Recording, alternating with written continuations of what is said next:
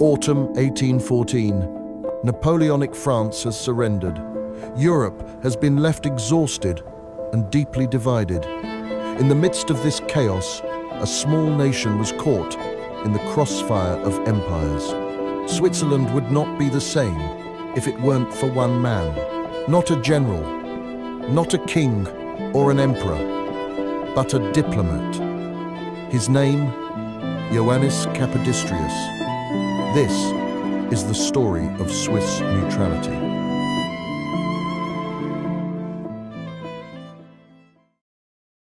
Towards the end of the 18th century, Switzerland was drawn into the French sphere of influence and could not escape the war that was raging in Europe. Starting in 1798, the country was invaded by Napoleon and was turned into a battlefield as the Austrian, British, Prussian and Russian troops attempted to stop the French ruler. Between 1799 and 1803, the Helvetic Republic and its cantons, which are the states that comprised it, proved to be ungovernable as the parliament was divided between federalist and centralist factions. By seeing this, Napoleon intervened, and in 1803 he passed the Act of Mediation, abolishing the central government and giving each canton a constitution. However, Switzerland still paid a heavy price during that period. The cantons suffered destructions due to the war, while Napoleon's conscription policies became relatively unpopular. But in 1813, the Allied powers crossed the Swiss borders, determined to reorganize Europe's order once and for all. Eventually, in March of 1814, the coalition troops captured Paris, forced Napoleon to abdicate, and exiled him to the island of Elba. Switzerland was thus left unprotected in the hands of the pre-revolutionary authorities, who took over again, restoring the old cantonal constitutions along with their social and political inequalities. In the meantime, the Tsar of Russia, Alexander I, a defender and advocate of Swiss independence, dispatched a diplomat to Switzerland in the service of the empire. The order was to save Switzerland and make it a neutral country, the first to adopt such a policy.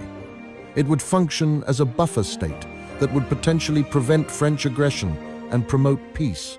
Ioannis Kapodistrias was a Greek statesman, initially Minister of State of the Republic of the Seven United Islands, a Russo-Ottoman protectorate in the Ionian Sea.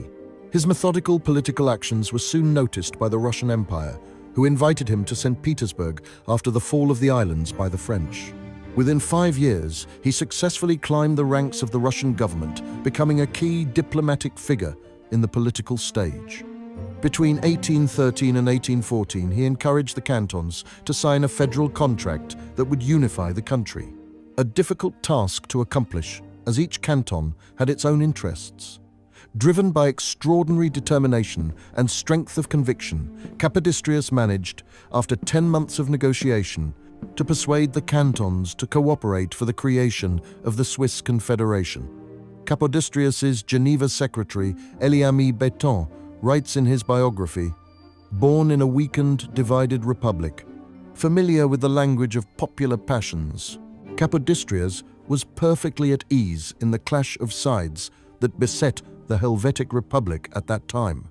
He earned their respect because he approached them with neither duplicity nor stiffness and made a sincere effort to learn about their domestic concerns. After his first mission, the Assembly of Cantonal Delegates ratified the new federal constitution. Thus, civil order was restored, and Switzerland was recognized by the Allies as one nation. Its new status qualified them to participate as a delegate in the peace conference in Vienna. In September of 1814, the Congress of Vienna began, and diplomatic representatives of the victors of the Napoleonic Wars attended to discuss the establishment of a new political and legal order for Europe. Following 2 decades of political intrigues, turmoil, and war, the Republic of Geneva, however, was yet to be integrated to the Swiss Confederation. Therefore, Capodistrias made the acquaintance of the Geneva statesman Charles Pictet Rochemont, who had a mandate to represent the Republic. The two men worked together to rally Geneva to join the Confederation as a canton, consolidate its territory, and thus establish a secure military border. But such negotiations in Vienna were far from simple. The Austrian Chancellor Clemens von Metternich preferred the re-establishment of the pre-Napoleonic Swiss political system, which would assert instability, dominance by old aristocratic cantons, and thus easier Austrian influence. However, the involvement of Tsar Alexander I as the leader of the alliance defended the new Swiss structure. Following the end of the Congress in 1815 and Napoleon's failed return to the French throne, Geneva joined the Confederation, giving Switzerland its final borders, which have remained unchanged to this day. Capodistrias and Pictet distinguished themselves by not only securing the formal recognition of Switzerland, but also its permanent neutrality, one of Switzerland's long-held aspirations and a common objective of the great European powers.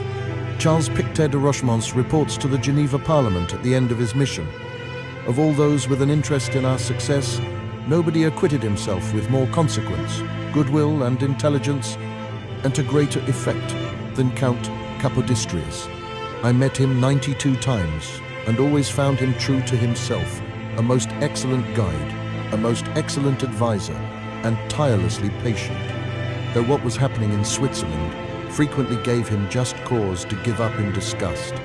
And the far more consequential negotiations over Poland and Saxony, which had been largely entrusted to him, could have given him an excuse to be indifferent to the interests of Little Geneva. The Congress of Vienna promoted a peaceful Europe, restoring monarchies by reinstating royal families to power and redrawing maps to prevent aggression.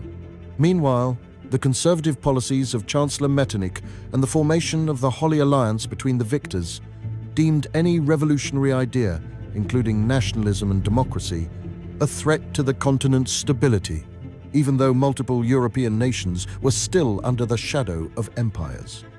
As for Capodistrias, he had already openly expressed his desires to Tsar Alexander I for the necessity of a revolutionary uprising in Greece to diminish Ottoman influence in Europe. The Russian ruler was tempted to attack the Ottoman Empire and weaken its presence, but he was restricted by the policies of the Congress of Vienna. Thus, he refused to be involved and gradually forced Capodistrias out of the government.